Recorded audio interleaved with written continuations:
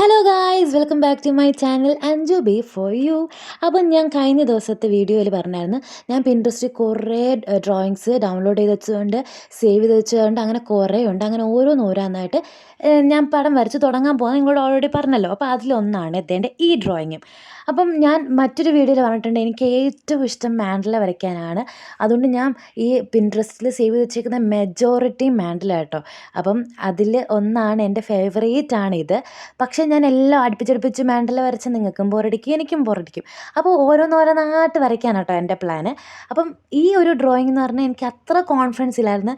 കാരണം ഈ ഒരാളെ വരയ്ക്കാൻ അത്ര ശരിയായി എനിക്കത്ര അറിയത്തില്ല.